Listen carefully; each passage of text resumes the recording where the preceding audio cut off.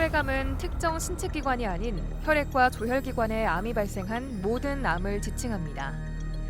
장기에 발생하는 고형암과 다르게 발병 후 암세포가 혈액을 타고 돌아다니기에 신체의 80%에 해당하는 수분, 혈액, 혈관에 문제를 발생시키는데요.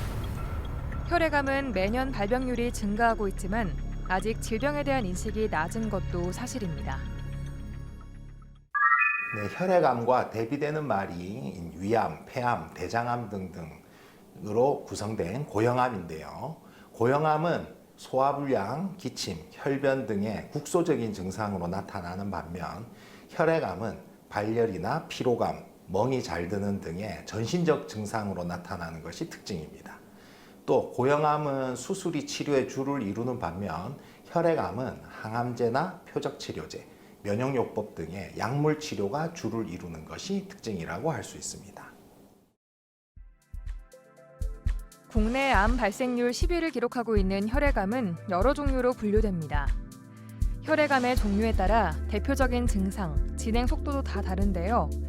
우리가 흔히 알고 있는 백혈병 또한 혈액암의 한 종류로 혈액암 중 두 번째로 발병률이 높은 질환입니다. 네, 고형암이 진단명이 아니듯 혈액암도 진단명이 아닙니다. 혈액암에는 급성백혈병, 만성백혈병, 악성림프종, 다발성 골수종, 골수이형성 증후군 등 다양한 질환이 있습니다. 이 질환들은 치료나 예후가 천차만별이어서 같이 묶어서 말할 수는 없습니다. 따라서 환자분들은 자신의 병을 혈액암이라고만 알면 안 되고 병명이 무엇인지 정확히 아는 것이 중요하겠습니다. 혈액암은 선천적인 경우를 제외하고 나이가 들수록 유병률이 증가하는데요. 실제로 70세가 넘어가면 발병률이 청년기보다 최대 5배 이상 증가하는 것으로 알려졌습니다. 매일 새롭게 만들어지는 혈액은 외부 환경 변화에 민감도가 높은데요. 이러한 혈액의 특성에 따라 혈액암이 발생하는 데는 환경 노출과 밀접한 관계가 있는 것으로 추측되고 있습니다. 대부분의 경우엔 명확한 이유를 알지 못합니다. 일부 알려져 있는 발암 원인으로는 방사선, 그리고 벤젠 등의 화학물질, 흡연 등이 있습니다. 우리가 발생 원인을 안다면 예방이 가능하겠지만 현재로서는 불행히도 그렇진 못합니다.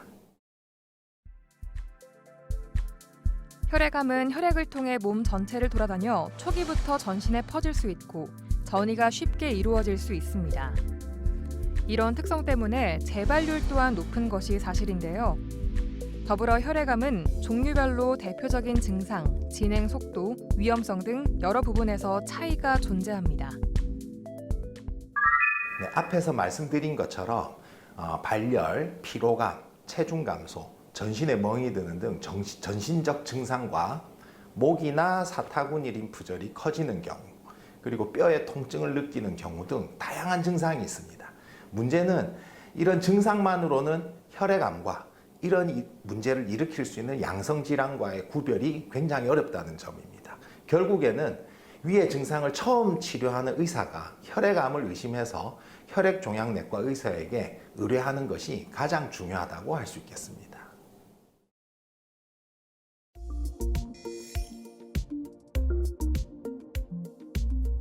아래의 증상 중 해당하는 것이 많을수록 혈액암을 의심해 볼 수 있습니다. 첫째, 빈혈 증상이 생겨 어지럽거나 두통을 느끼거나 피로감 등이 생겼다. 둘째, 왼쪽 윗배 부분에 불편함이 생겼다. 셋째, 코피나 잇몸에서 출혈이 있고 한 번 피가 나면 지혈이 어렵다. 넷째, 목, 겨드랑이, 허벅지 안쪽 림프샘에 단단한 혹이 생겼다. 다섯째, 열이 나고 식욕이 줄어들며 체중이 감소한다. 여섯째, 전신에 붉은 반점이 갑자기 생겼다. 일곱째, 뼈에 통증을 느끼거나 기침, 흉통 등이 심해졌다입니다. 네, 질병에 따라 방법 및 약제가 다르지만 약물 치료를 하는 것이 기본적인 치료가 되겠습니다. 혈액암은 덩어리를 이루는 위암, 폐암 등의 그런 고형암과 달리 혈액에 생기는 암이므로 수술로 절제할 수가 없습니다. 따라서 약을 써서 전신적인 치료를 하는 것이 기본 치료 원칙이라 할 수 있겠습니다. 많은 전문가가 최근 혈액암의 치료제 발전으로 혈액암 환자에서 몇 개월 단위 생존 연장이 아닌 5년 이상 생존을 가능하게 해 완치율이 높아지고 있다고 이야기하는데요. 여기에 혈액암 재발을 막기 위해 시행되는 조혈 모세포 이식 또한 혈액암 치료에 많은 성과를 나타내고 있습니다. 네, 혈액암이 생기는 곳은 골수입니다. 여러분들이 뼈를 보면 뼈 가운데 구멍이 숭숭 나 있는 빈 공간이 있는데 그곳에서 이제 혈액의 세포들을 만들어내는 일종의 공장 같은 곳입니다. 이제 이곳에 혈액암이 생기면 항암제를 써서 암세포를 죽이는데 그때 이곳에 있는 정상세포들도 같이 손상을 받습니다. 그러다 보니까 이런 고용량 항암 치료를 해서 암은 잘 치료가 됐는데 문제는 정상세포들도 다 죽어버려서 한마디로 이제 골수 기능 부전이란 상태가 올 수 있죠. 그렇다면 적혈구, 백혈구, 혈소판을 못 만들어내기 때문에 치료에 따른 후유증으로 사망을 할 수가 있습니다. 그래서 기껏 치료를 받고 좋아졌는데도 불구하고 사망을 하는 안 좋은 결과가 나올 수 있죠. 따라서 고용량 항암 치료를 하고 그 치료로 따른 후유증을 극복하기 위해서 정상적인 조혈 모세포를 이식하는 것이 정상 조혈 모세포 이식이라고 할 수 있는데요. 워낙에 독한 치료다 보니까 65세 이상의 환자분들은 치료를 받는 도중 사망할 확률이 굉장히 높습니다. 따라서 대개 65세 이하의 환자분들만 조혈 모세포 이식이라는 치료를 받을 수 있습니다. 혈액암은 완치 판정을 받아도 만성 질환처럼 장기간 관리가 필요합니다. 혈액암 환자는 나름식을 피하고 조리해서 먹어야 하는데요. 항암 치료나 조혈 모세포 이식 후 면역 기능 회복을 위해 고기를 볶거나 삶아 타지 않은 형태로 섭취하는 것이 좋겠습니다. 치료 후의 관리를 우리가 특별히 할 건 없지만 주의해야 할 점은 막연히 몸에 좋다고 여겨서 건강보조식품이나 민간요법을 따라하는 것이 오히려 독이 될 수 있다는 점입니다. 가장 좋은 거는 균형 잡힌 식사를 하고 그리고 평소에 꾸준한 운동을 하는 것이 가장 좋은 건강 유지 방법입니다. 보통 건강도 노력한 만큼 좋아진다고 볼 수 있습니다. 그냥 가만히 앉아서 몸에 좋은 것들 먹는 것으로 건강을 유지할 수는 없다고 생각하시면 되겠습니다.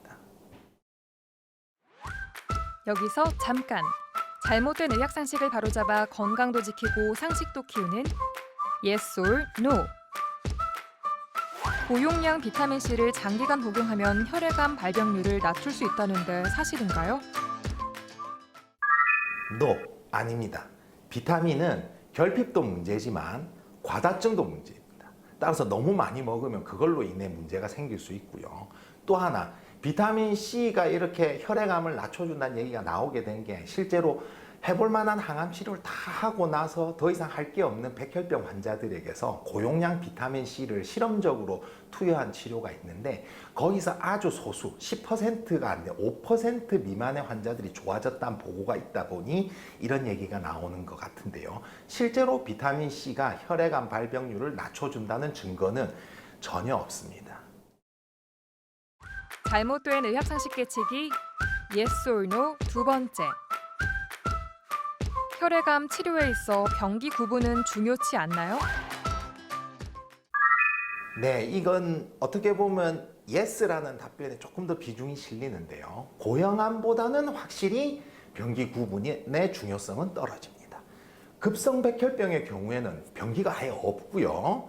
악성 림프종과 다발성 골수종의 경우에는 병기 구분이 있지만 고형암에서처럼 그 병기에 따라서 치료가 달라지거나 완치율이 떨어지거나 하진 않고 여러 가지 예후 인자 중에 하나일 뿐입니다.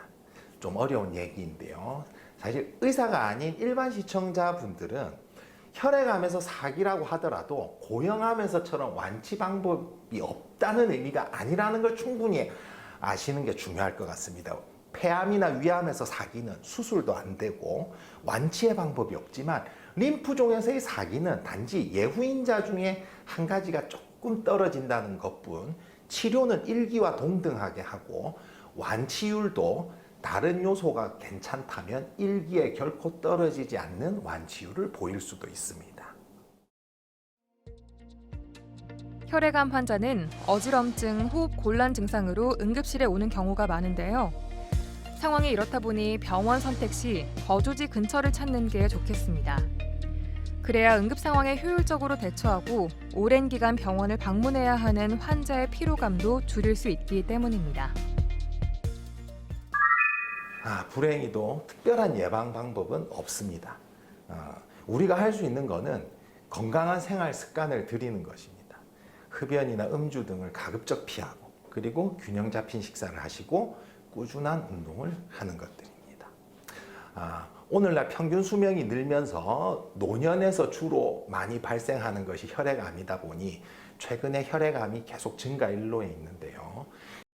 주변에 잘 알지도 못하고 그냥 주변에 떠다니는 말을 듣고 전달하는 그런 얘기들을 듣고 판단하시기보다 전문가인 혈액종양내과 의사의 진료 및 설명을 꼭 받으시길 다시 한번 부탁드립니다.